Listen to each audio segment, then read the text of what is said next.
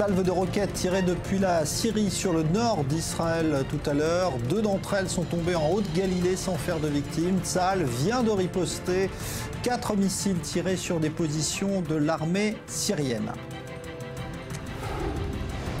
Le Premier ministre grec Alexis Tsipras s'exprime en ce moment à la télévision pour annoncer la démission de son gouvernement. De nouvelles élections vont avoir lieu le 20 septembre prochain. La majorité grecque victime de l'accord avec les créanciers européens qui a divisé Syriza.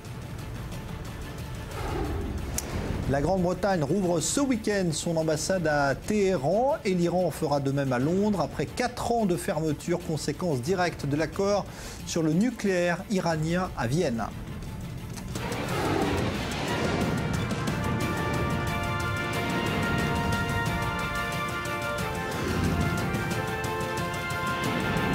Le Grand Direct avec Jean-Charles Banou. Bonsoir. Nouveau tir donc de roquettes depuis le territoire syrien tout à l'heure, visant délibérément Israël. Il n'y a pas eu de victimes, mais les 2 de ces missiles sont tombés tout près d'une zone habitée et d'une route en Haute-Galilée. Tsahal vient de riposter à l'instant avec 4 missiles qui ont ciblé des positions de l'armée syrienne. Maxime Pérez. Ces colonnes de fumée s'échappent de Haute-Galilée. 2 roquettes viennent de s'abattre dans cette région frontalière du Liban et de la Syrie, et 2 autres au moins sur le plateau du Golan. Les projectiles ont provoqué un début d'incendie, obligeant les pompiers israéliens à utiliser plusieurs canadaires. Selon l'armée israélienne, ces tirs proviennent de la province syrienne de Quneitra et seraient délibérés. La région est sous le contrôle des forces pro-Assad, qui comprennent des milices de défense nationale. Le mois dernier, 3 membres de ce groupe paramilitaire auraient été tués dans une frappe attribuée à l'aviation israélienne près du village druze de Khader, du côté syrien du plateau du Golan. En visite au quartier général du commandement nord de Tsahal mardi matin, le Premier ministre israélien Benjamin Netanyahou avait adressé une sévère mise en garde à ses voisins syriens et libanais. Tsahal est une armée forte. L'État d'Israël est fort. Nous nous tenons prêts à tout scénario. Nous prendrons pour cible tous ceux qui veulent nous porter atteinte. En début de semaine, des révélations laissaient entendre qu'Israël avait mis au point plusieurs plans d'attaque en réponse à une possible dégradation sécuritaire sur le plateau du Golan. L'un de ces plans répétés dans de récentes manœuvres consisterait à établir une zone tampon au cœur du territoire syrien. Alors avec nous, Raphaël Jérusalemi, bonsoir. Vous êtes ancien officier dans le renseignement militaire de Tsahal. C'est une zone qui est devenue très troublée, le plateau du Golan, la frontière syrienne. À votre avis, est-ce que c'est une réponse à la récente attaque attribuée à Israël qui avait visé ces membres dont on parlait Maxime Pérez? C'est une possibilité, mais dans la confusion qui règne actuellement, tout est possible. Du niveau le plus bas du terrain, par exemple, comme ça n'a pas été revendiqué jusqu'à présent, ça peut même être des tirs perdus, c'est déjà arrivé. Donc une salve qui a débordé vers Israël non intentionnellement. Pour l'instant, la version officielle de Tsahal, c'est que c'est intentionnel et ça serait plutôt les forces pro-Assad. Mais ça pourrait, comme je dis, c'est toujours pas revendiqué, être aussi de petits organismes terroristes, soit palestiniens, soit djihadistes, ils l'ont déjà fait par le passé, qui chatouillent, dirons-nous, Israël, parce que ça les intéresse, eux, de réchauffer le climat dans cette région. Et on peut aller comme ça, par échelon, jusqu'à un intérêt géopolitique majeur de l'Iran, qui, depuis quelques semaines, en secret, mais pas tellement, demande au gouvernement d'Assad d'attaquer Israël. L'Iran est absolument intéressé par une entrée en guerre de la Syrie avec Israël. Pourquoi ? Parce que comme c'est le cas en Irak, la confusion au Proche-Orient va permettre à l'Iran, paradoxalement, de jouer un rôle pacificateur ou stabilisateur. C'est-à-dire, si jamais les Israéliens répondent aux provocations des terroristes ou des Syriens, l'Iran va s'installer, arriver, aidé par le Hezbollah, comme calmeur de jeu au Proche-Orient. Elle a joué ce jeu-là avec les Américains en Irak contre ISIS, et les Américains sont tombés dedans les yeux fermés. Alors on a vu que ce sont 4 roquettes qui ont été tirées, 4 missiles en riposte tirés à l'instant par Tsahal. C'est une riposte toujours mesurée que fait l'armée israélienne dans ce cas-là? Oui, je trouve ça un petit peu trop gentil. Alors les 4 roquettes nous indiquent par leur calibre et par la distance qu'ils ont parcourue que ce sont vraiment des missiles de très petite taille, d'où la possibilité que ce soit une simple cellule terroriste qui les ait tirés. Là, le dilemme reste le dilemme habituel. Pareil, lorsque l'on reçoit un obus de Gaza, doit-on répondre juste pour répondre, ou alors doit-on envoyer un message beaucoup plus fort, beaucoup plus intense, détruire une base aérienne, détruire des sites de tir de missiles, de lancement de missiles. Mais là, le piège, comme je viens de le dire, c'est si on répond trop fortement, ça risque de faire trop plaisir à Assad, à l'Iran. C'est ça qu'ils veulent. Ils veulent maintenant réchauffer. Pendant les 2-3 dernières années, il n'y a pas eu un intérêt ni d'ISIS, ni vraiment des Iraniens directement, ni d'aucun pays, surtout pas de la Syrie, d'une confrontation avec Israël. Maintenant, le jeu change. Ça peut devenir intéressant, ça peut devenir très intéressant pour Assad. Une sorte de dernière légitimité de l'existence de son gouvernement. Ça peut devenir très intéressant pour ISIS, qui profitera une fois de plus de la confusion générale. Et ça peut devenir très intéressant aussi pour les Jordaniens, pour les Saoudiens, pour les Égyptiens, de voir Israël s'impliquer dans un combat qui est en fait le leur contre les chiites et contre les Iraniens. Bon, on a appris également aujourd'hui, mais ça se passe cette fois dans le Sinaï, que 4 membres du Hamas, qui étaient des membres opérationnels militaires importants, avaient été kidnappés par l'État islamique opérant dans le Sinaï, alors qu'ils partaient, semble-t-il, s'entraîner en Iran. Tout ça montre qu'il y a quand même une forte agitation en ce moment dans le secteur, oui, au nord et au sud. On arrive à un stade, après le printemps arabe, après les phénomènes des califats, et les divisions internes, les gouvernements qui s'écroulent à moitié au Yémen, en Irak et ailleurs, on arrive maintenant à un stade qui risque d'être décisif, un tournant où la pensée maintenant stratégique tombe aux mains de 2-3 puissances du Proche-Orient, surtout un jeu entre la Syrie et l'Iran contre l'Arabie Saoudite, mais aussi un tout petit organisme terroriste peut changer la donne complètement dans toute la région.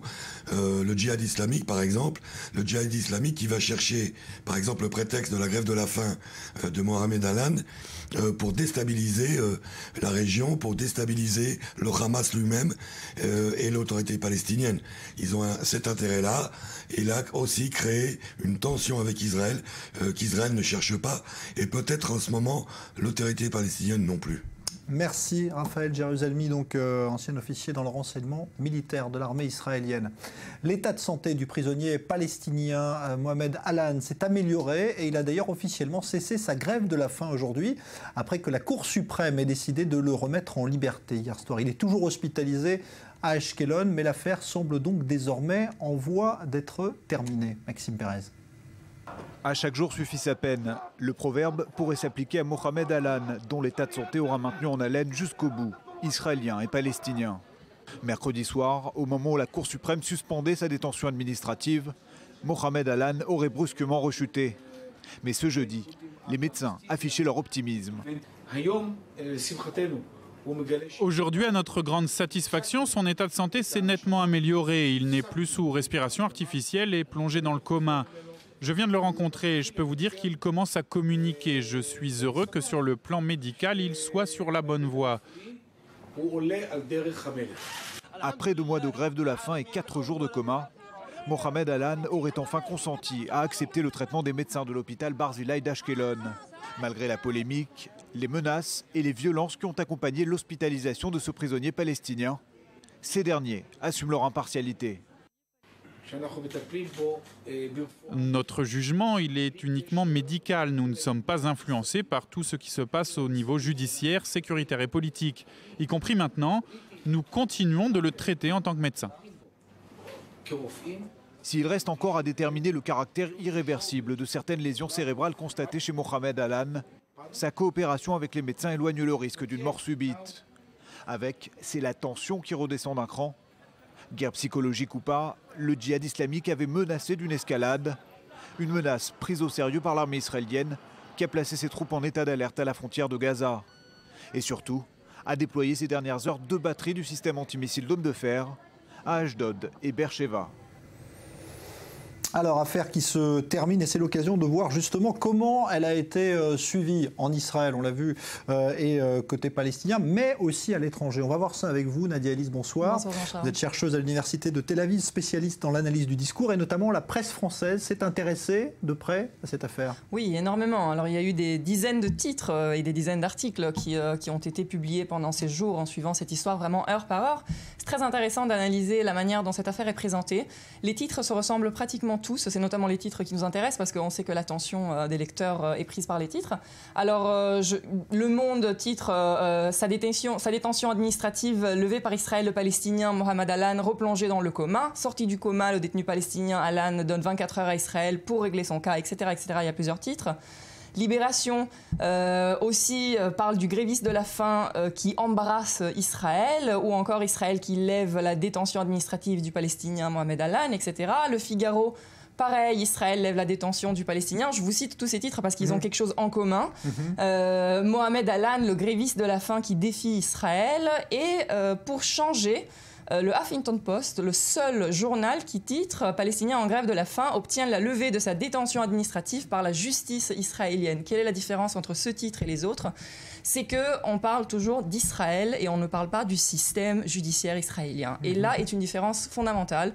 Pourquoi ? Parce qu'on présente Israël comme un bloc en employant le toponyme Israël, donc, mais un toponyme a une particularité, c'est qu'il est polyréférentiel.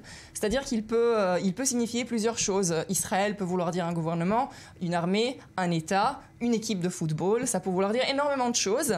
Dans ce cas, dans le cas des titres et de la presse française, Israël vient à personnifier tout un peuple, en fait, au point que même dans les titres, on voit une personnification d'Israël. Alors on parle de ce Palestinien qui sera un casse-tête pour Israël, ou Israël qui aimerait pouvoir se débarrasser d'eux. Donc on parle toujours d'Israël comme si c'était une personne. Pourquoi cela est important ? Parce que d'un point de vue rhétorique, en fait, le message qui passe, c'est qu'en Israël, il n'y a pas de débat.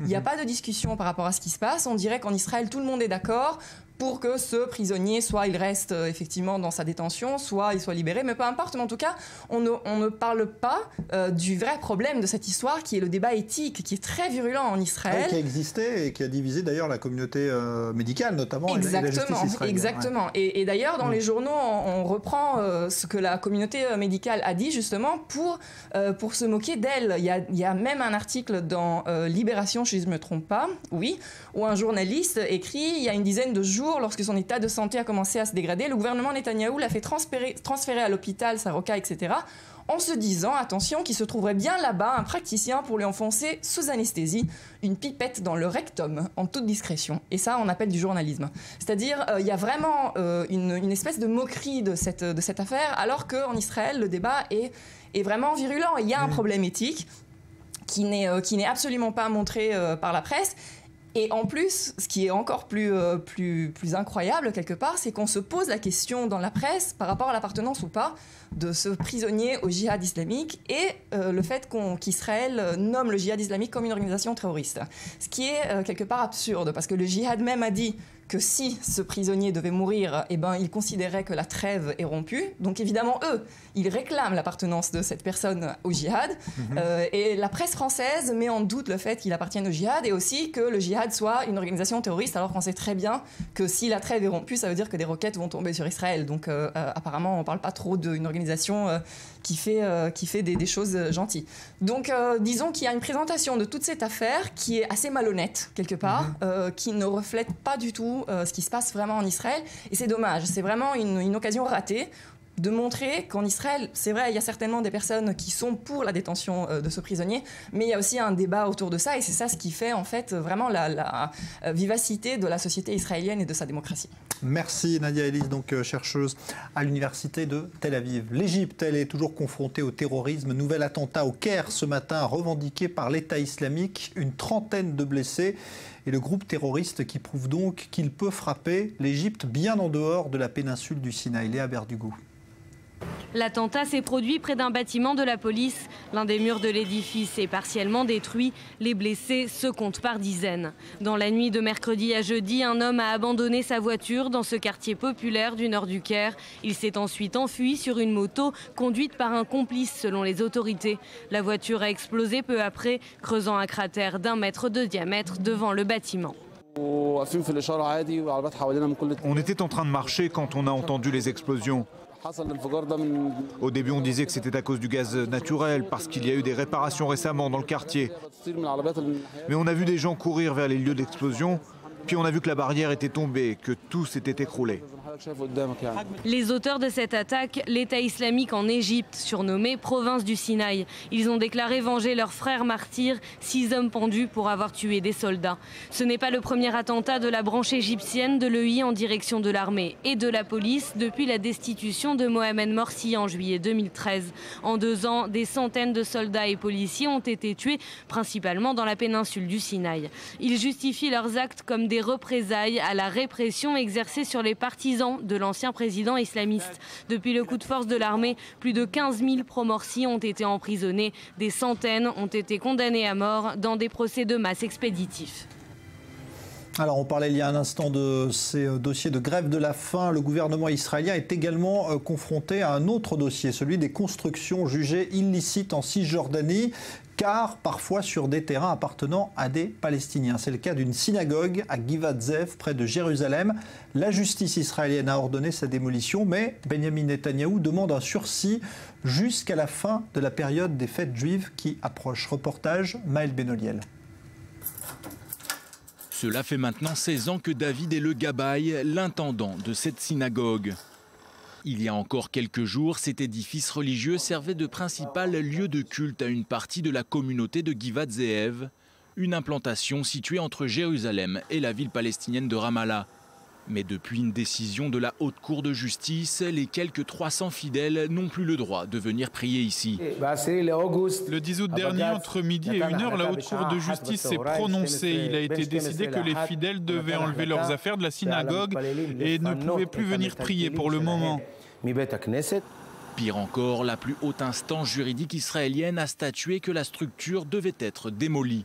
La raison ? La synagogue d'Ayelet HaShachar a été construite sur une terre palestinienne privée. Mais David ne l'entend pas de cette oreille. Cette terre, nous l'avons achetée à un arabe qui en est le propriétaire selon le certificat de propriété. Une terre héritée de son père, qui a lui-même hérité de son père, et il nous l'a vendue. Mais en 2008, Yesh Din, une association de gauchistes qui n'aiment pas le peuple d'Israël, débarque ici avec le soi-disant vrai propriétaire, Mohamed Aboulatif, qui vit dans le village là-bas en face, à Djib, en nous disant que cette terre est à lui et à ses 7 frères et sœurs. Yesh Din, une association israélienne de défense des droits de l'homme qui fournit une assistance juridique aux Palestiniens de Cisjordanie, décide à ce moment-là de porter l'affaire devant la cour au nom du propriétaire présumé. C'est connu que dans toute la Judée et Samarie, les terres n'appartiennent à personne depuis la période où les Jordaniens contrôlent la région. Chaque personne qui va au cadastre du village peut se procurer un certificat de propriété, comme ça, sans problème. Donc nous, on pensait l'avoir acheté, cette terre. Nous l'avons payé le prix qu'il en voulait.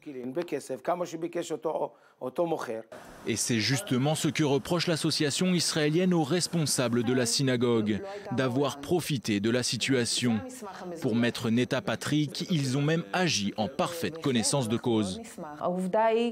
Le fait juridique est qu'à partir du moment où ils ont commencé à construire cette synagogue, ils ont reçu des ordres d'arrêt de construction, puis des ordres de démolition de la part de l'administration civile.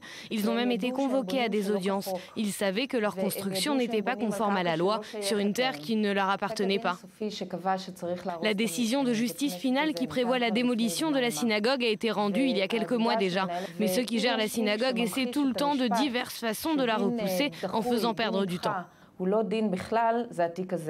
Mais il y a quelques jours, les avocats de la synagogue ont obtenu de la cour une énième injonction temporaire pour retarder la démolition. Selon la loi juive, si nous n'avons pas un autre endroit où prier, il est interdit de détruire la synagogue.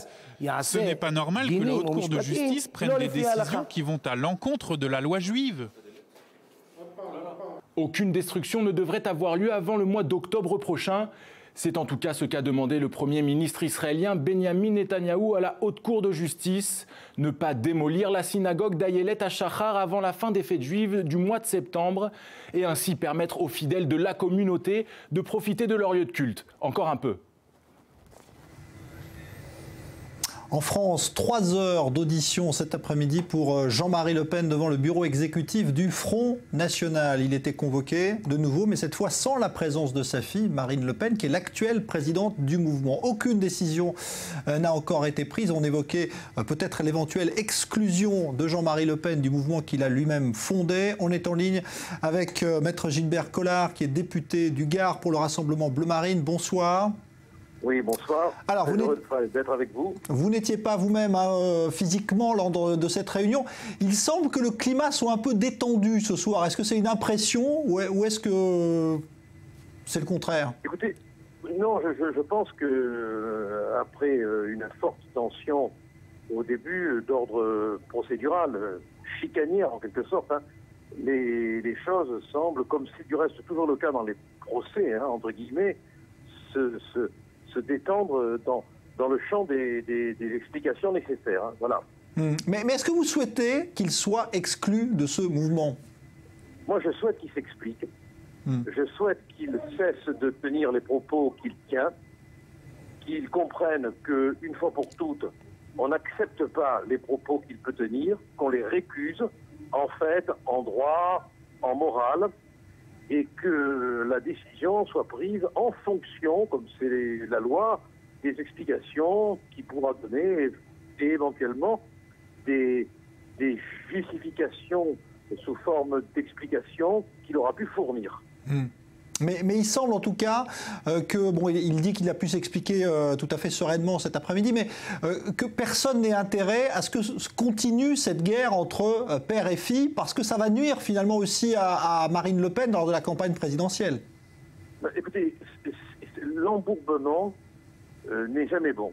De la même manière qu'il faut savoir finir une grève, il faut savoir finir une procédure. Tous les avocats intelligents le savent. L'important, c'est que on est signifié, une fois pour toutes, que les propos qu'il tient, on les condamne. S'il l'a compris, si désormais il entre dans un registre qui est conforme à ce que nous voulons, à ce que nous disons, la sanction que la commission de discipline prendra sera forcément adaptée, parce que c'est la procédure, aux explications qu'il aura données. Ni vous, ni moi, nous ne pouvons nous substituer aux oreilles de celles et de ceux qui l'ont entendu s'expliquer. Est-ce que vous êtes d'accord avec lui quand il dit que désormais, quand il parle, ce n'est plus le Front National qui est engagé, mais uniquement Jean-Marie Le Pen? Pardon, je n'ai pas entendu la question. Est-ce que vous êtes d'accord avec lui quand il dit que quand il s'exprime, et donc quand il y a peut-être ces dérapages, ce n'est plus le Front National qui est engagé, mais uniquement Jean-Marie Le Pen? Dans la mesure où il dissocie sa personne du Front National, quelque part, il prend la responsabilité de ce qu'il pourrait dire, mais nous ne pouvons pas accepter qu'il dise des choses, quelle que soit sa fonction, qui sont en contradiction fondamentale avec la charte éthique du Front et du Rassemblement Bleu Marine. Merci. Donc, en fonction des explications qu'il aura données, si cette chose-là peut être actée, on entre dans une phase qui peut évoluer. Merci beaucoup, Maître Gilbert Collard, député donc Rassemblement Bleu Marine, pour cette réaction en direct. Pas de décision pour l'instant du bureau exécutif du Front National. La Grèce, c'est l'autre grand titre de cette soirée, car eh bien, d'un instant à l'autre, Alexis Tsipras, le Premier ministre, doit s'exprimer à la télévision grecque pour annoncer la démission de son gouvernement. Et, Léa Berdugo, bonsoir. Bonsoir, 2 nouvelles élections en Grèce dans un avenir très proche. Exactement. Alors, les divisions en Grèce, eh bien, auraient eu raison du Premier ministre. Les rumeurs ont couru toute la journée. Alexis Tsipras devrait donc annoncer sa démission dans les minutes qui viennent et la tenue d'élections anticipées le 20 septembre prochain. L'agence de presse ANA relayait un peu plus tôt cette information. C'était également le cas de l'un des responsables gouvernementaux cet après-midi. Alors, pendant des semaines, eh bien, Alexis Tsipras a été mis sous pression par les membres de sa majorité. ce qui lui reprochait l'accord signé avec les créanciers et de trahir également les engagements qu'il avait pris lors des dernières élections. Alors, on sait que cette majorité était devenue de plus en plus fragile. Exactement. Alexis Tsipras a par exemple eu recours aux voix de l'opposition pour faire adopter le 3e plan d'aide de la Grèce qui rapporte au pays 86 milliards d'euros. Notons par ailleurs que la Grèce a remboursé aujourd'hui la BCE après l'approbation par le Parlement grec de ce 3e plan d'aide. Alors, nous nous dirigeons donc peut-être vers des élections anticipées le 20 septembre prochain, des élections hautement périlleuses pour la majorité d'une part, mais surtout pour la Grèce. Pourquoi ? Eh bien car la réaction des marchés est plus que redoutée. L'absence de majorité claire pourrait faciliter la poursuite des réformes exigées par les différents créanciers du pays. Merci Léa Verdugo. Donc déclaration de Tsipras d'un instant à l'autre à la télévision grecque. En Thaïlande, 2 des personnes suspectées dans l'attentat qui a fait 20 morts se sont rendues d'elles-mêmes à la police aujourd'hui. Il s'agit de 2 hommes qui se trouvaient sur les images de vidéosurveillance aux côtés du poseur de bombes, mais qui apparemment affirment n'avoir aucun lien avec lui. La police thaïlandaise semble d'ailleurs avoir du mal à remonter jusqu'aux auteurs de l'attentat avec des informations contradictoires parfois diffusées. Julia Ganancia. Les autorités thaïlandaises demandent l'aide de l'Organisation internationale de coopération de police. L'attaque sans précédent dans la capitale qui a tué 20 personnes, le peu d'avancées tangibles dans l'enquête et les fréquentes fausses alertes à la bombe font monter la tension dans la ville. La police a bien repéré dès mardi sur des images de vidéosurveillance le principal suspect de l'attaque, mais elle n'a toujours pas réussi à l'identifier. Compte tenu du langage, de l'expression, du comportement que nous avons vu sur les vidéos de caméra surveillance, je pense qu'il parle une langue étrangère, mais pas l'anglais. L'explosion survenue lundi soir devant le sanctuaire d'Erawan a fait plus de 120 blessés. Ce jeudi, 67 personnes restent hospitalisées, dont 12 dans un état grave. Si l'attentat n'a toujours pas été revendiqué, les autorités thaïlandaises ont donné plus de détails sur le réseau qui l'aurait planifié. Plus de 10 personnes seraient impliquées et l'attaque aurait été préparée pendant plus d'1 mois. Autre signe des hésitations de la police thaïlandaise, des informations contradictoires sur ceux qui pourraient avoir commis l'attentat. Les services de sécurité ont reçu la coopération de pays alliés et nous avons la même opinion. Actuellement, l'incident n'est probablement pas lié au terrorisme international et nous pensons que le groupe ne visait pas directement des touristes chinois parce qu'il y a eu d'autres nationalités touchées. Dans ce contexte, la junte au pouvoir a décidé de renforcer la sécurité dans les zones touristiques et des centaines de policiers et soldats ont été déployés dans la ville. Habituée aux longues crises politiques, la Thaïlande a connu plusieurs épisodes de manifestations violentes, mais jamais d'attentats à la bombe de ce type. Et aucune piste sérieuse ne permet de savoir vers où diriger l'enquête pour trouver les coupables de cet attentat, le plus dévastateur jamais commis en Thaïlande. Le nucléaire iranien dans un instant après la pause.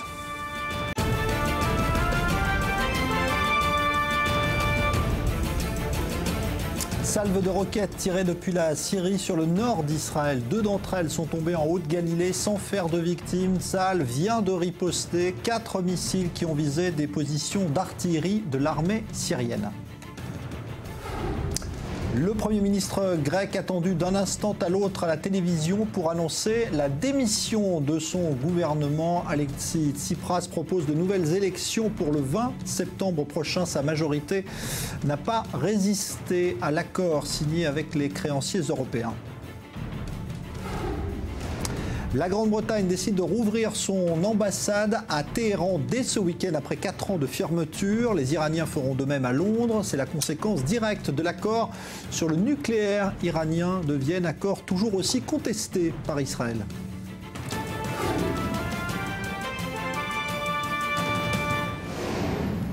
Et justement, si cet accord sur le nucléaire est aussi contesté par Israël, eh bien c'est que des informations parfois inquiétantes surgissent. C'était le cas hier avec des révélations sur un accord passé entre l'Agence internationale atomique et l'Iran sur l'inspection du site de Parchin. On va y revenir dans un instant, mais je vous propose d'écouter au sujet de ce nucléaire iranien, à quelques jours du vote important qui doit avoir lieu à Washington au Congrès, l'avis d'un des candidats à l'investiture républicaine. Il s'agit de Mike Huckabee, qui est un proche d'Israël et qui avait tenu des propos polémiques pour qualifier cet accord puisqu'il avait fait référence à la Shoah. Mike Huckabee, interrogé par Tal Shalev pour i24 News. Vous êtes arrivé ici en Israël et vous avez eu un choix inhabituel en ce qui concerne le lieu de votre gala de collecte de fonds, l'implantation de Shiloh en Cisjordanie. Votre position concernant la souveraineté d'Israël en Judée-Samarie n'est pas en accord avec l'opinion américaine habituelle à ce sujet, même pour un gouvernement républicain. Est-ce que c'est une chose que vous changeriez si vous étiez élu président? C'est une position que je conserve depuis le début, quand j'ai commencé à venir visiter Israël, une opinion que j'ai formée probablement alors que je n'étais qu'adolescent, il y a à peu près 42 ans. Je n'ai pas changé d'opinion depuis et je n'ai pas de raison d'en changer non plus. J'ai beaucoup de respect pour les frontières de l'État d'Israël et je pense que ces frontières sont plus que raisonnables. En ce qui concerne ma venue à Shiloh, comme si c'était un acte de provocation, ça ne l'était pas pour moi. C'était quelque chose qui m'a paru tout à fait normal et naturel et je visite régulièrement la Judée-Samarie lorsque je voyage en Israël. Je n'ai jamais envisagé ma visite comme un sujet à controverse, mais plutôt comme l'affirmation de mon respect pour le peuple israélien. Bien sûr, un des sujets les plus importants de cette visite a été l'accord avec l'Iran. Vos remarques le mois dernier concernant le président Obama qui pousserait Israël vers le four ont provoqué une sacrée controverse. Je souhaiterais quand même vous demander ce que vous pensez de ceux qui soutiennent cet accord, des gens qui sont en faveur de cet accord, qu'il s'agisse des sénateurs ou de la communauté juive. Est-ce qu'eux aussi poussent Israël dans le four ? Laissez-moi clarifier les choses. Je n'ai jamais dit qu'Obama poussait des gens vers un four. Ce que j'ai dit, c'est que cet accord avec l'Iran pousserait Israël jusqu'aux portes du four. Je n'ai fait qu'utiliser les mêmes mots que les Iraniens avaient utilisés. Je voudrais juste rappeler aux gens que les Iraniens nient l'existence même de l'Holocauste et qu'ils l'ont dit de manière très ouverte aux Nations Unies, nom de Dieu. Et oui, je citerai leurs représentants officiels qui ont dit « Nous avons développé des missiles qui apporteront l'Holocauste à Israël ». Et ces mots-là sont les leurs, c'est leur promesse. Cela fait 36 ans que de manière constante, ce régime affirme qu'il veut raser Israël de la carte. C'est ce qu'ils ont menacé de faire. Je n'ai jamais dit que le président Obama allait le faire. J'ai dit que ces mesures leur donneront la volonté de le faire. Je pense que l'on place le monde dans une situation extrêmement dangereuse quand on commence à faire confiance à une nation terroriste qui finance le Hamas, le Hezbollah, qui a construit beaucoup des engins explosifs improvisés qui ont tué des soldats américains en Irak et en Afghanistan. Cela devient très dangereux à partir du moment où l'on donne de l'argent et du pouvoir à un gouvernement qui finance le bombardement de plus de 200 Marines au Liban. Il s'agit d'un État sans scrupules, une nation sans scrupules. J'étais là au mois d'août dernier, alors que les Iraniens finançaient les roquettes lancées par le Hamas depuis Gaza. Des roquettes lancées sans distinction aucune vers les populations civiles, en espérant tuer des enfants et d'autres innocents en Israël. Ça n'est pas un gouvernement en lequel on doit avoir confiance. On ne devrait pas s'asseoir à la même table que des gens qui ont agi de manière aussi barbare et dire « Ok, nous pensons qu'en vous donnant de l'argent et des armes, vous allez soudainement commencer à bien vous comporter. » Il n'y a rien qui puisse présager ce genre de changement. Alors, on va en parler. Bonsoir, Doron Sapir, analyste politique. Et puis, Avi Pazner, qui est avec nous, ambassadeur d'Israël. Une réaction d'abord, Avi Pazner, sur ce que vient de dire Mike Huckabee, parce que c'est vrai que c'est un des républicains qui pourrait être peut-être le futur président américain, qui est le plus proche d'Israël sur ce dossier du nucléaire iranien. Je crois que tous les candidats républicains sont proches d'Israël sur le dossier iranien, mais lui, il va un pas plus loin que tout le monde en faisant l'amalgame avec une possibilité d'Holocauste. C'est très fort.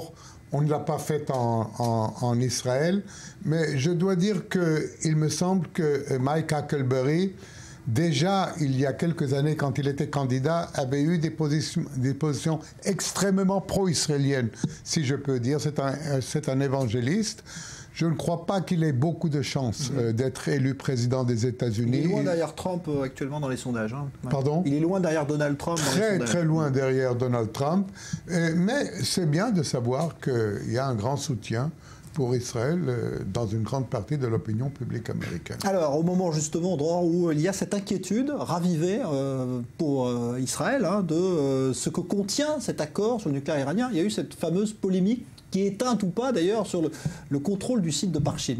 C'est un petit peu bizarre ce qui s'est passé autour de cette histoire du contrôle du site de Parchin, parce qu'on a eu droit à plusieurs communiqués un petit peu contradictoires provenant de la société de presse, quand même des agences de presse les plus importantes et les plus prestigieuses au monde, sur, vous avez cet accord confidentiel passé non pas entre l'Iran et les grandes puissances, mais entre l'Iran et l'Agence internationale de l'énergie atomique, qui en général fait un travail sérieux, qui en général est tout à fait consciente des dangers que représenterait un Iran devenu puissance nucléaire, et également des manières dont l'Iran avait opté pour, dans le passé en tout cas, pour tromper la communauté internationale sur les visées militaires justement de son programme nucléaire, y compris sur ce fameux site de Parchin. Et là, dans un premier temps en tout cas, la société de presse nous apprend que ce sont les Iraniens eux-mêmes qui pourrait être chargé de transmettre à l'Agence internationale de l'énergie atomique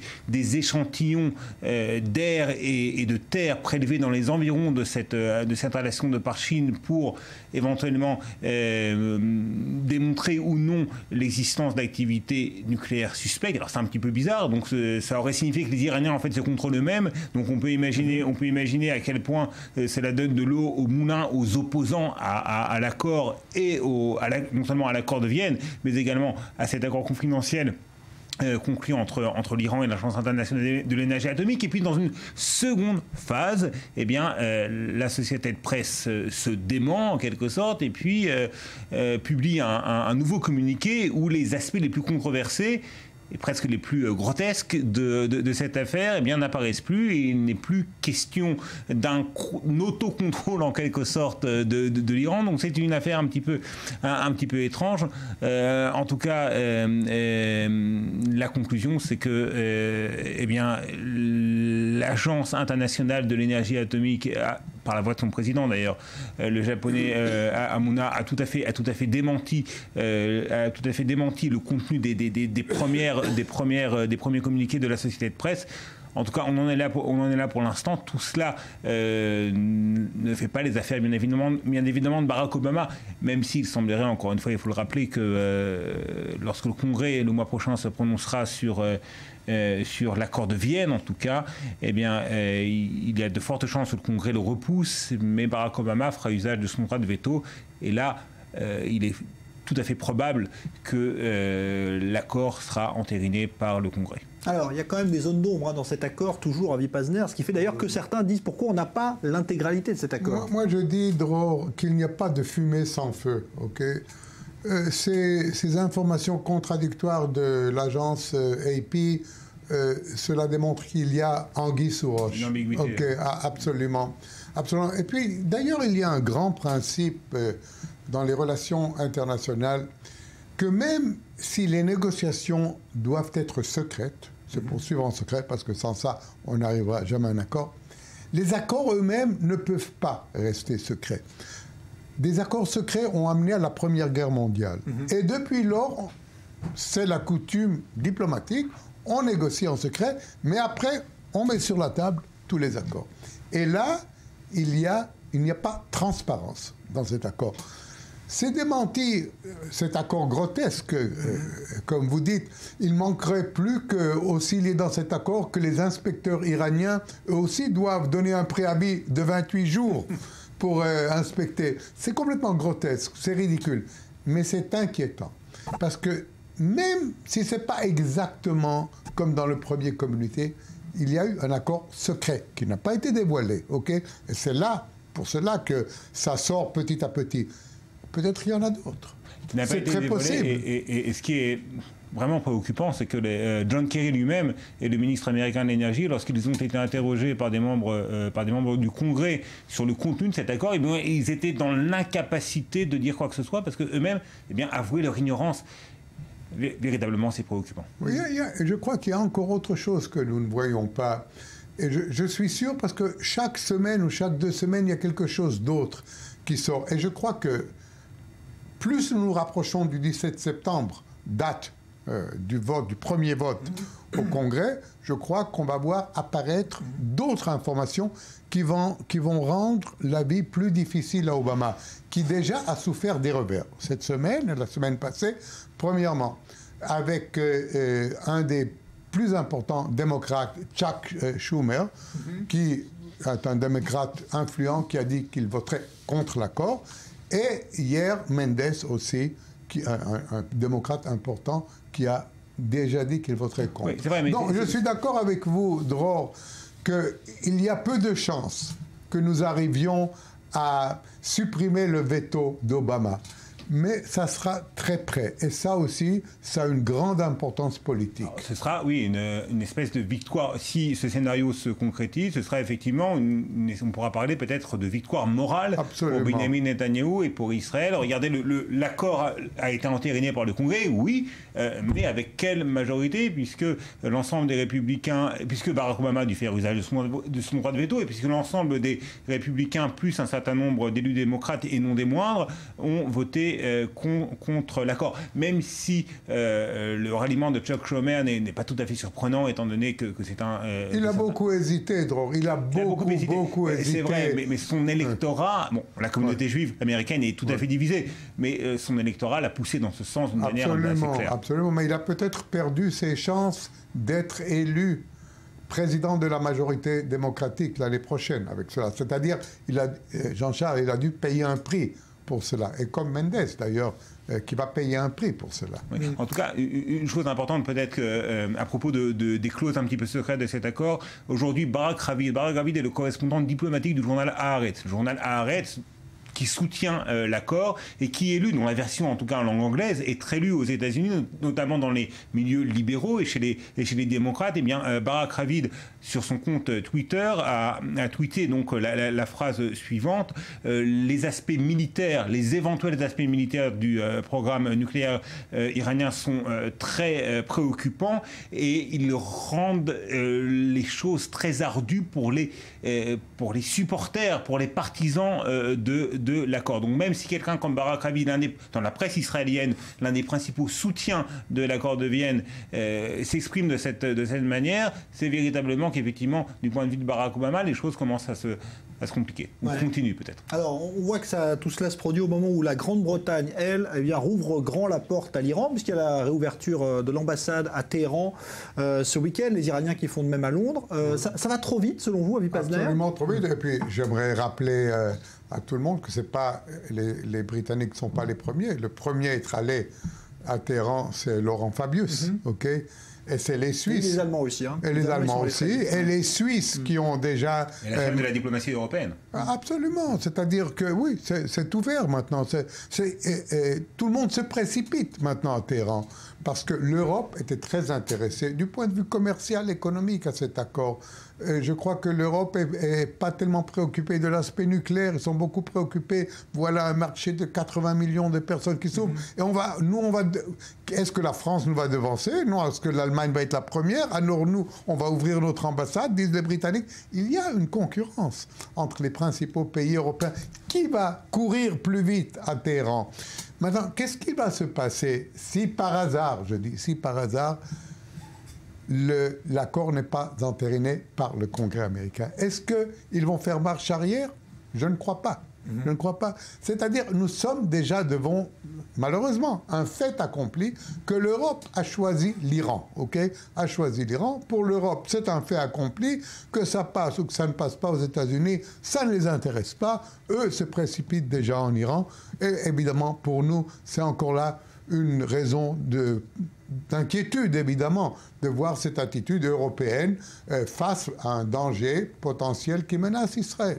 Alors Israël qui vient d'ailleurs à l'instant également de tenir l'Iran et la Syrie pour responsables des tirs de roquettes qui ont eu lieu sur son territoire cet après-midi. Ce serait le djihad islamique, bras armé de l'Iran, qui aurait perpétré ces tirs selon l'armée israélienne, qui donc tient et Damas et Téhéran pour responsables de ce qui se passe. Là aussi, c'est une manière pour Israël de toujours rappeler que l'Iran reste un soutien terroriste. Contrairement au Hamas, le djihad islamique n'a pas tout à fait coupé les ponts avec l'Iran. Enfin, une partie du Hamas tente de se réconcilier avec son ancien allié, ancien bailleur de fonds, qui est l'Iran. En tout cas, le djihad islamique a toujours été soutenu financièrement et militairement par l'Iran. C'est un fait. Alors, on verra si effectivement c'est le djihad islamique qui est derrière ces tirs de roquettes. C'est une version des faits qui pourrait être effectivement inquiétante.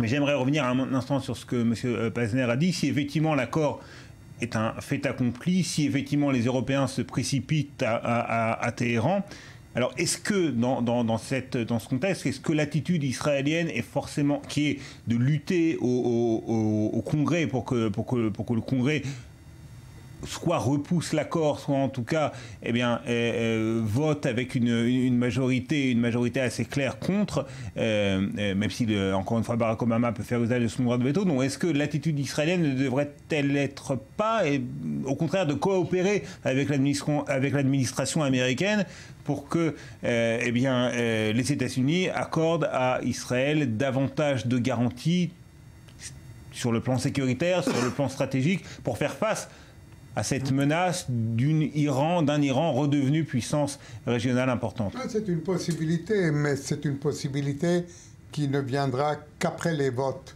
au Congrès. Il faut d'abord, parce qu'Israël a décidé, et on peut être pour ou on peut être contre, mais Israël a décidé de faire tout son possible pour arrêter cet accord. Donc nous, en Europe, c'est plus difficile pour nous.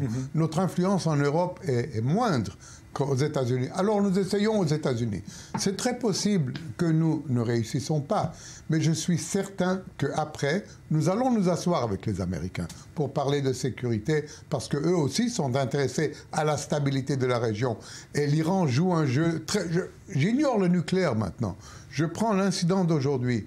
100% l'Iran est derrière ça. D'ailleurs, vous avez peut-être remarqué les grandes manœuvres de Tsahal sur le Golan il y a une semaine, plus l'avertissement du Premier ministre et du ministre de la Défense, disant que les Iraniens sont en train de fomenter des actes terroristes contre Israël. Nous l'avons vu maintenant.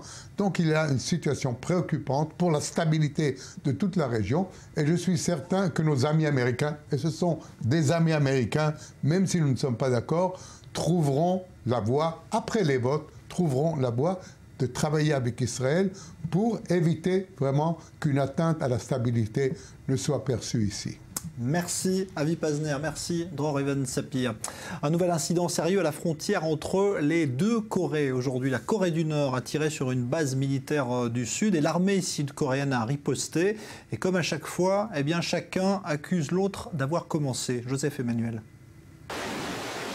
Les deux Corées se tirent dessus, des tirs d'artillerie entre le Sud et son voisin communiste du Nord, et c'est Pyongyang qui semble avoir commencé. La réponse ne s'est pas fait attendre. Séoul a répliqué par des dizaines d'obus sur sa jumelle du Nord. C'est à 16h, heure locale, que les premiers tirs ont eu lieu.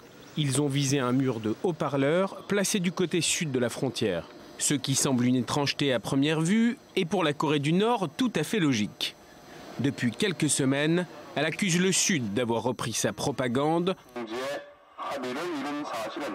et ce, par un mur de haut-parleurs situé sur la ligne de frontière pour exhorter les habitants du Nord à se révolter contre leur dictateur. Les tirs n'ont semble-t-il pas fait de dégâts.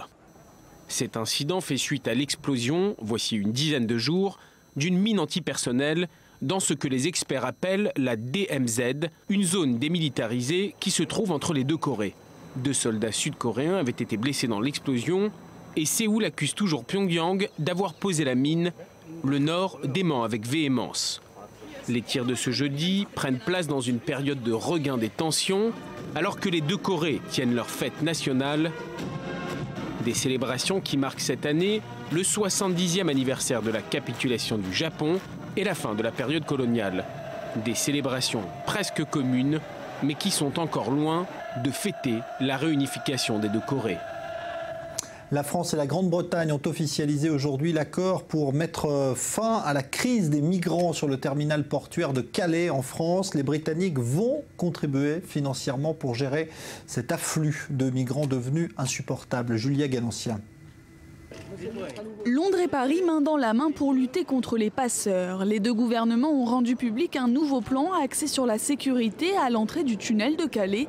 Le site, déjà équipé de 400 caméras de surveillance et 2 km de barrières, sera encore plus sécurisé avec des équipes de fouilles opérant 24 heures sur 24 pour empêcher toute intrusion.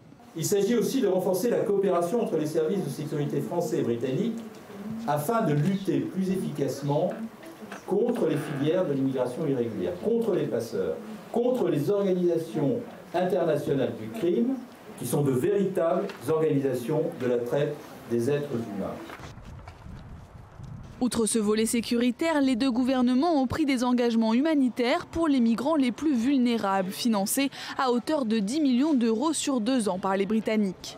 Les migrants bénéficient d'un accueil de jour avec douche et repas au centre Jules Ferry et des places de nuit sont réservées aux femmes et enfants. Mais la situation des migrants vivant dans le bidonville tout près est extrêmement précaire.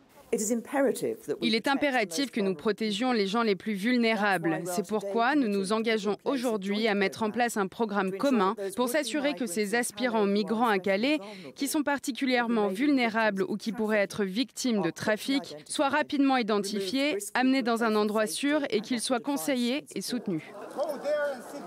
Et d'autres pays européens sont concernés, comme ce jeudi la Macédoine qui décrète l'état d'urgence dans le sud du pays.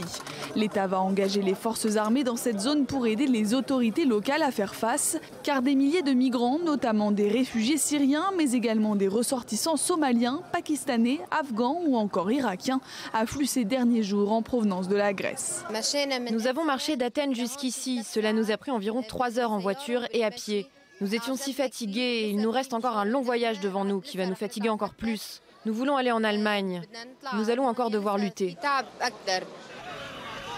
Environ 340 000 migrants sont arrivés sans visa aux frontières européennes sur les 7 premiers mois de l'année, soit 3 fois plus que sur la même période en 2014. Et le rythme s'intensifie avec 107 000 arrivées rien que pour juillet, un record selon l'Agence européenne de contrôle des frontières. En première ligne, l'Italie et plus récemment la Grèce qui accueille des personnes fuyant souvent la guerre en Syrie, en Irak ou en Afghanistan. Mais les migrants poursuivent leur chemin et tous les pays européens sont concernés. Aux États-Unis, scène d'émeute la nuit dernière à Saint-Louis dans le Missouri. Des policiers venaient d'abattre un jeune noir de 18 ans qui les avait menacés avec une arme de poing. Le suspect devait être interpellé lorsqu'il a brandi son arme. Les émeutes ont duré toute la nuit. 9 personnes ont été arrêtées. C'est l'une des traces vivantes de la culture juive d'Europe de l'Est. La musique klezmer tente de se réinventer au contact d'autres influences musicales. C'est le sens du festival de Safed dans le nord d'Israël, consacré à ce genre musical. Reportage sur place, Léonore Jory avec Benjamin Le Souef. Alors que le calme règne sur Tzfat, quelques mélodies commencent à résonner dans les rues. C'est en plein milieu du mois d'août que cette ville paisible du nord d'Israël accueille chaque année le festival klezmer. Depuis 28 ans, cette musique d'origine juive d'Europe de l'Est est honorée par des centaines d'artistes israéliens et internationaux. Avant que l'événement ne prenne de l'ampleur, seulement quelques amoureux du klezmer se retrouvaient ici pour partager leur passion. Des concerts improvisés dans la rue et quelques visiteurs curieux. Mais aujourd'hui, 5 grandes scènes sont réparties dans la ville. Les artistes sont rigoureusement choisis et la liste d'attente est longue. Pour le directeur artistique du festival, la musique klezmer doit conserver ses racines juives, mais doit ouvrir ses portes à toutes les cultures. Il y a aussi une atmosphère magique qui attire les gens, religieux, pas religieux, juifs, non juifs, chrétiens, musulmans. Et tout le monde se rassemble ici. Il y a une sorte de liberté d'improviser, une liberté de ressentir les choses, de rire, de créer, dans les rues et sous le ciel de Tzfat. Tout cela au milieu de la musique klezmer. C'est exactement ça qui rend si spécial ce festival. Le festival affiche donc aujourd'hui un esprit d'ouverture. Quand le klezmer se mélange à d'autres cultures, il s'ouvre forcément à d'autres styles musicaux. Il faut avancer, il faut créer, il ne faut pas rester statique. S'il y a 28 ans, on ne pouvait écouter que du klezmer d'Europe de l'Est. Aujourd'hui, nous pouvons toujours en écouter, mais nous avons aussi du jazz ou des groupes de rock qui font du klezmer, de la musique moderne ou de la musique israélienne avec du klezmer. Il y a même le groupe Sigario Senel Strudel qui mélange le klezmer à la salsa. Et justement, le klezmer qui rencontre la salsa, c'est l'idée qu'a eue David, ancien prof de danse latine. Bercé toute son enfance par la musique juive, il a décidé de former un groupe qui associe les deux. Le fait de danser la salsa, au bout d'un moment, je me suis mis dans la musique salsa. Et avec ce qui me parlait intimement et profondément, qui étaient les musiques de mon enfance, ou les musiques de ma culture, les musiques klezmer. Et la musique yiddish, et donc du coup, je jouais de la salsa, des rythmiques salsa, mais il fallait que je les joue sur des musiques qui me parlent, et je vais commencer à les jouer sur des musiques klezmer. Et donc du coup, l'idée est venue de réadapter des musiques yiddish ou des musiques klezmer dans une version complètement différente.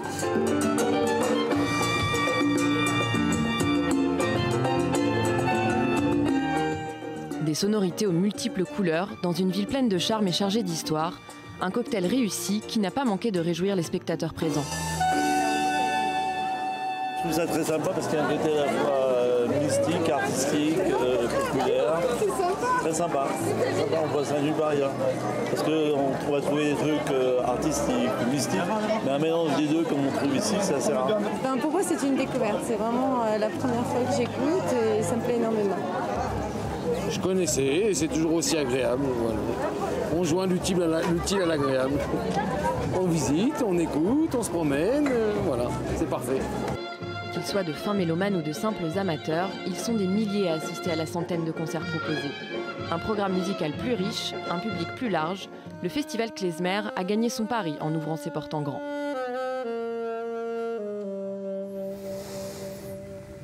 Et puis une image d'artiste raquette en main, cette fois ça se passe à Cincinnati aux États-Unis. Un point incroyable réussi par le Français Benoît Paire face au numéro 1 mondial Novak Djokovic. Vous allez le voir, c'est l'un des plus beaux points sans doute de l'année. Benoît Paire qui est au fond et qui va monter au filet, vous allez le voir, pour conclure entre les jambes ce point magnifique. Même Djokovic en est resté pantois, mais c'est pourtant le Serbe qui a gagné le match en 2-7, 7-5, 6-2. On va se retrouver dans une dizaine de minutes pour la suite, alors que vous voyez la balle de match et le Serbe qui conclut donc 7-5, 6-2. On va se retrouver dans une dizaine de minutes. On parlera du mouvement BDS et des polémiques qu'il déclenche notamment en France mais aussi en Espagne ces derniers jours. Et puis dans un instant, nouveau point complet sur l'actualité avec la Grèce, bien sûr, la déclaration de Tsipras à l'instant. Et puis aussi la riposte de l'armée israélienne après le tir de roquettes venu de Syrie. Il y a eu des victimes côté syrien. C'est Elsa Mimoun dans un instant pour le journal complet. À tout à l'heure.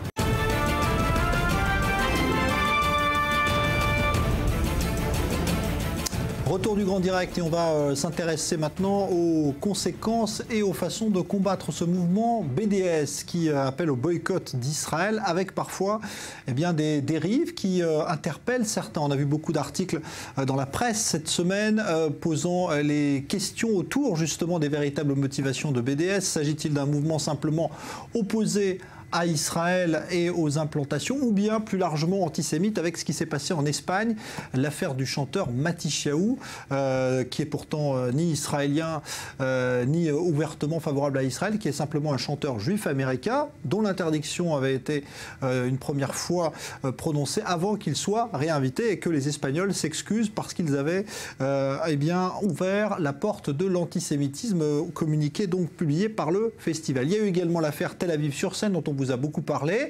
Là aussi, cela pose des questions. La mairie de Paris, en défendant Tel Aviv sur scène, a-t-elle vraiment pris la défense d'Israël? C'est pas l'avis de tout le monde. On va en parler dans un instant. Je vous propose d'écouter comment se défendait justement la ville de Paris pour maintenir envers et contre BDS cette manifestation il y a quelques jours. C'était sur notre antenne. Regardez.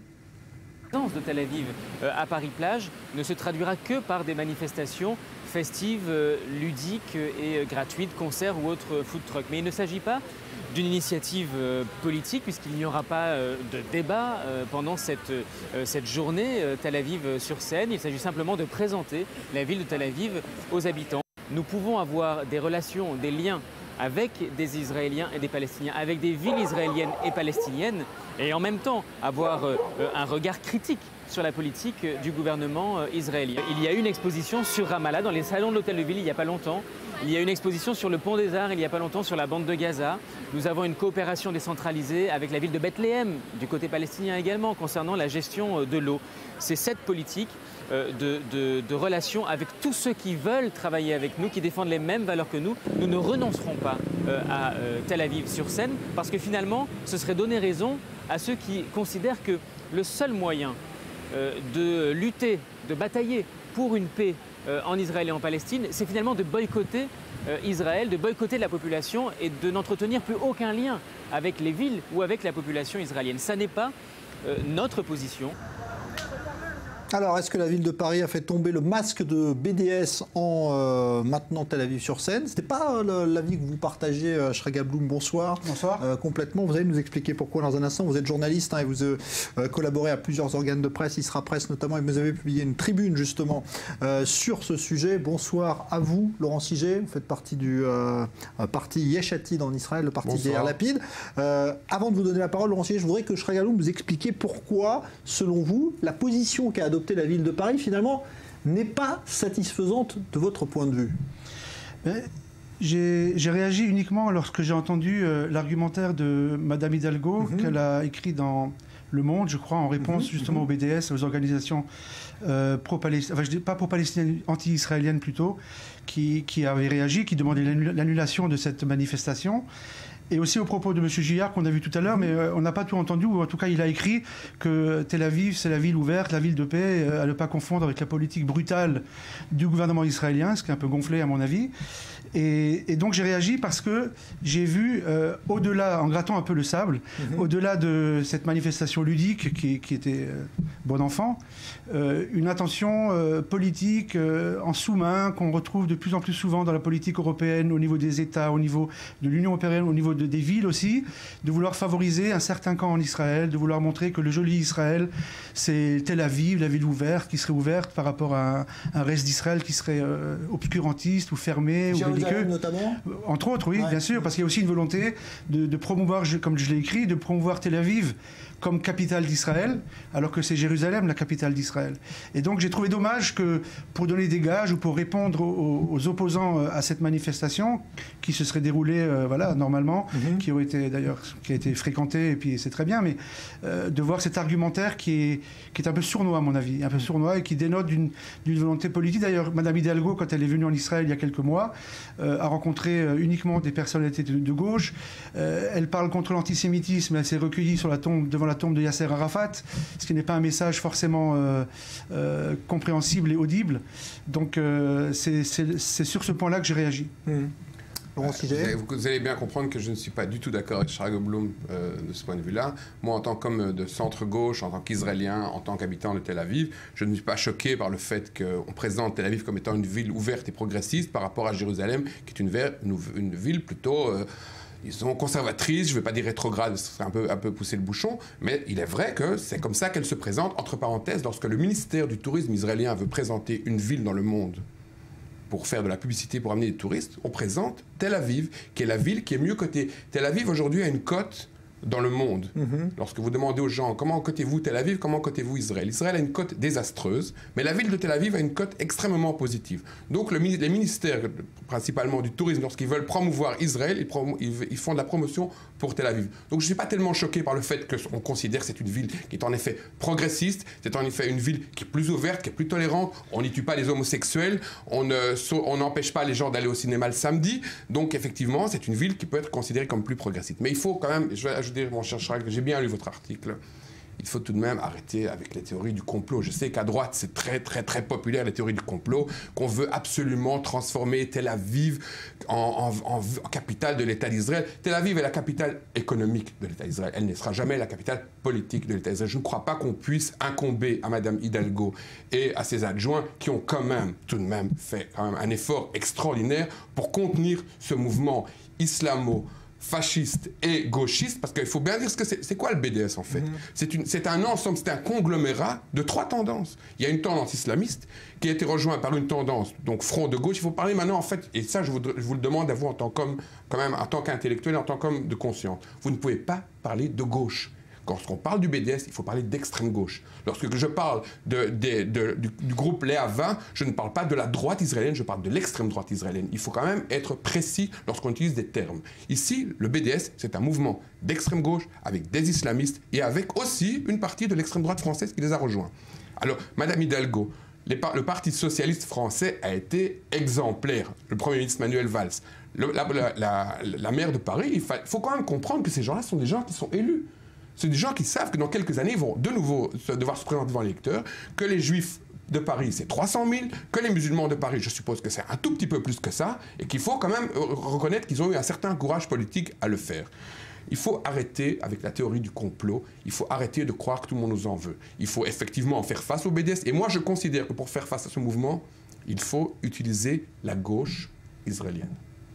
Pas l'extrême gauche israélienne, encore une fois. Pas Gideon Levy, pas des gens qui sont de type d'extrême gauche, mais la gauche sioniste, telle qu'elle est représentée par les partis du centre ou les partis de gauche, doivent être utilisés pour faire face au BDS. Parce que vous ne pouvez pas faire face au BDS. Mais moi, je peux faire face au BDS. Parce que moi, ces gens-là, je sais exactement comment ils pensent et moi, je peux les contrer. Vous ne pouvez pas parce que vous voyez tout de façon blanc et noir. Ils sont ou contre nous ou pour nous. Lorsque Mme Hidalgo rencontre que des gens de gauche, quand Netanyahu fait des visites privées aux États-Unis, il ne rencontre souvent que des républicains. Il ne va pas toujours chez voir les démocrates. Il ne rencontre pas toujours des démocrates. Il se sent bien au parti du thé. Eh bien, il va voir les juifs les plus conservateurs. Il ne fait pas des grands discours devant les juifs libéraux et devant les juifs non orthodoxes. Donc, il ne faut pas être hypocrite. Il ne faut pas exiger des autres ce qu'on n'exige pas de nous-mêmes. Encore, on a entendu... je voudrais qu'ils vous répondent là-dessus. On va reprendre la discussion derrière. Alors, deux choses. Une parenthèse en disant, vous dites qu'il faut compter sur la gauche. Il me semble que vous étiez plus à gauche l'année dernière. Maintenant, vous êtes au centre. Moi, je suis toujours... Parti travailliste l'année dernière, non? Le fait de changer de cadre ne change... C'est pas le fait de changer d'idée. Je n'ai pas changé d'opinion. Tzipi Livni aussi disait la même chose. Ah, mais Tzipi Livni, c'est pas moi. Voilà. Et deuxième chose, je ne suis pas du tout un théoricien du complot. C'est pas du tout ça. Ce que je veux expliquer, c'est la chose suivante. C'est qu'il y a des messages qu'on diffuse. Il y a des choses qu'on peut faire passer en se faisant passer pour quelqu'un de pacifique, de pacifiste, de bonne volonté, de vouloir faire des échanges, et en mettant faire passer des messages qui sont utilisés par les anti-israéliens. Et je regrette de le dire, mais Mme Hidalgo, dans son argumentaire dans Le Monde, elle a donné des arguments qui sont vraiment, à mon avis, qui sont détestables. Parce que si on veut faire une action pour Tel Aviv, je veux bien, mais en disant attention, mais je fais ça pour Tel Aviv parce que Tel Aviv ne représente pas le vrai Israël. Mais Israël existe, il y a une démocratie en Israël, et les élections en Israël, c'est pas aux Français, aux Parisiens de décider quel Israël on aime et comment doit être Israël. Donc Israël, c'est pas Tel Aviv, on le dit assez ici, il y a une espèce de bulle à Tel Aviv. Tout à fait, mais je vous rappelle tout de même que lorsque l'Autriche a élu démocratiquement Waldheim, okay, il a été élu, je ne vais pas comparer, mais il a été élu démocratiquement. Les gens l'ont accepté, les gens n'ont pas aimé, les gens l'ont accepté, mais les gens, ça ne veut pas dire que les gens avaient envie d'aller voir Waldheim. Ça veut dire que de temps en temps, dans une démocratie, ça veut dire que dans une démocratie, c'est vrai que Netanyahu, moi je suis un démocrate, donc je considère que le gouvernement israélien doit être respecté pour ce qu'il est, c'est-à-dire un gouvernement élu. Je n'ai pas de discussion là-dessus, nous sommes d'accord. Néanmoins, il est clair que la politique menée par le gouvernement actuel n'est pas une politique qui est populaire dans le monde. Vous ne trouvez pas que c'est bizarre quand même de ne pas vouloir considérer Israël dans un ensemble aujourd'hui et qu'on soit obligé d'aller prendre Tel Aviv? Exactement, j'ai parlé du village d'Astérix, c'est un peu ça dans l'histoire. Moi je suis belge d'origine, donc Astérix j'adore, puisque c'est nous qui l'avons. On ne ferait pas ça pour la France, on ne ferait pas ça pour la France ou pour un autre, ou pour la Russie? Pour la Russie non, parce que tout le monde en a peur, mais pour d'autres pays, c'est vrai que ce n'est pas, mais c'est un peu, on vit dans une certaine dichotomie politique, c'est vrai, c'est un problème, le fait que Tel Aviv ait une image plus positive, lorsqu'elle a dit, d'ailleurs j'ai lu ce qu'a dit, a cité Mme Hidalgo, qui a dit que Tel Aviv est la ville la plus détestée par les gens intolérants, c'est vrai. Moi, je suis citoyen de Tel Aviv. Je peux vous dire que lorsque je fais mes rappels à l'armée, les gens qui n'aimaient pas Tel Aviv venaient en général d'un certain camp politique. C'est pas neutre tout ça. Mais quand Mme Hidalgo écrit par exemple qu'elle veut favoriser les échanges culturels, alors qu'elle rencontre des gens comme moi, qu'elle rencontre des orthodoxes, qu'elle rencontre cette femme géniale qui s'appelle Annette Raskaya, qui est arabe musulmane de Jaffa et de Acre, dont les enfants sont à l'armée, qu'elle rencontre le père Nadav de Nazareth, qui pousse les jeunes chrétiens à faire l'armée dans Tzahal. C'est ça le vrai Israël, c'est pas uniquement Tel Aviv. Ce n'est pas ça le vrai Israël, c'est aussi le vrai Israël. Ce que vous venez de dire, c'est exactement le problème. Ce n'est pas ça le vrai Israël, c'est ça aussi le vrai Israël. Alors qu'elle rencontre tous ces gens-là, mais pas dire que Tel Aviv, c'est Tel Aviv par rapport à un Israël qui serait... Mais Chirag, je vous ai donné l'exemple de Netanyahou. Netanyahou, lorsqu'il va aux États-Unis, il aime bien aller au parti du thé, au parti républicain, là où il se sent bien. Madame Hidalgo, probablement en tant que maire socialiste de Paris, préfère rencontrer des gens de gauche que certains gens de droite. C'est probable. Mais c'est valable pour Netanyahou. Je ne parle pas de son voyage au mois de mai maintenant. Vous parlez de son voyage au mois de mai. Je parle maintenant de ce qu'elle a écrit dans Le Monde. C'est-à-dire qu'elle a mis un bémol à cette bonne volonté apparente de vouloir promouvoir la ville de Tel Aviv, ce qui est très bien. Néanmoins, je vous l'ai dit, c'est une femme qui doit se représenter devant les électeurs. Elle doit ménager la chèvre et le chou. Elle n'est pas élue par les gens des colonies de peuplement ni par les gens qui habitent Jérusalem. Elle est élue par la population de Paris. Elle doit prendre en considération qu'il y a un électorat probablement musulman important et qu'elle a beaucoup. Moi, je trouve que relativement, on ne peut pas vraiment faire de la sémantique en lui disant, écoutez, madame, vous n'avez pas dit exactement ce qu'aurait voulu le congressiste aux dernières résolutions. Franchement, elle a été exemplaire. De toute façon, ce qui est très positif dans ce qui s'est passé à Tel Aviv-sur-Seine, parce qu'il y a quand même une chose de positive. Un, c'est que le BDS a pris une claque. Ça, il faut le dire. Ils n'ont pas eu un grand succès. Ça, c'est la première chose. Deuxièmement, maintenant, les choses du point de vue politique aussi sont claires. Nous avons d'un côté l'extrême gauche avec les islamistes, avec une partie des écologistes, entre parenthèses, les écologistes non plus, c'est pas blanc et noir. Il y a déjà le sénateur de Paris, là, dont j'ai oublié le nom, qui lui a dit qu'il n'était pas pro-palestinien, que lui dit qu'il était plus favorable à Israël. Donc je vais dire, maintenant les gens se repositionnent. Ce n'est plus une coupure gauche-droite telle qu'elle était considérée, parce qu'à droite vous avez des gens comme Villepin qui sont complètement pro-palestiniens, une partie de l'UMP, une partie de l'UDI qui sont pro-palestiniens à 100% en tant que la gauche. Je n'ai jamais entendu un représentant de la droite israélienne critiquer la droite française. Dans la droite française, je vous rappelle que la politique pro-arabe de la France a été quand même par De Gaulle. C'est pas Mitterrand, c'est De Gaulle. Aujourd'hui, les choses sont claires. Vous avez d'un côté le Premier ministre Emmanuel Valls, la maire socialiste de Paris, Madame Hidalgo, qui sont des gens d'ouverture et qui ne sont pas des anti-israéliens. Il faudrait quand même essayer que des gens comme vous et comme moi les ménagent un peu. Il ne faut pas trop les critiquer parce que ce sont des gens qui doivent être réélus avec 10 millions d'électeurs musulmans. Puisque vous dites de gauche, je préciserai une chose, c'est que malheureusement aujourd'hui la gauche en Israël, je ne parle pas de l'extrême gauche aussi, mais la gauche joue beaucoup sur l'étranger pour faire des pressions sur Israël. Pas la gauche, l'extrême gauche, les mouvements d'extrême gauche, les mouvements d'extrême gauche. Mais la gauche aussi. Les mouvements d'extrême gauche sont ultra minoritaires. Il reste une minute, allez-y. Oui, il y a eu un congrès de la gauche, de toutes les gauches il y a 2-3 ans, où le constat a été fait que, vu que les élections n'arrivent plus à amener au pouvoir la gauche israélienne, pas l'extrême gauche, la seule solution maintenant, c'est de faire appel à des pressions étrangères. J'y étais, j'ai assisté à cette réunion. Ce ne sont vraiment que les extrémistes de gauche qui remplissent exactement même pas un stade de foot dans Israël. Mais quoi qu'il en soit, c'est désagréable en tant qu'Israélien de se voir donner toujours des leçons de morale des Européens. Oui, moi, c'est désagréable en tant qu'Israélien.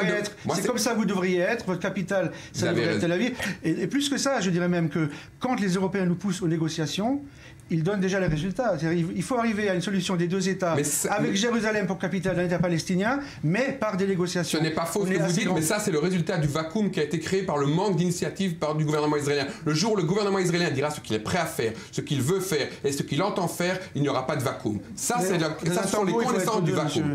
Allez, on va arrêter là. Merci Laurent Siget, merci Shraga Blum. On n'a pas refermé le dossier BDS, bien au contraire. Cette information qui vous sera développée dans un instant dans le journal d'Elsa Mimoun, Jean-Marie Le Pen exclu du Front National, décision du bureau exécutif devant lequel il a comparu pendant 3 heures cet après-midi. On en parlait tout à l'heure avec Gilbert Collard. Décision donc exclusion de Jean-Marie Le Pen. Ça va sans doute pas se terminer dès ce soir parce qu'il y aura des procédures d'appel, mais en tout cas l'exclusion a été prononcée pour Jean-Marie Le Pen, fondateur du Front National. On y revient dans un instant dans le journal avec Elsa Mimoun. Bonne soirée.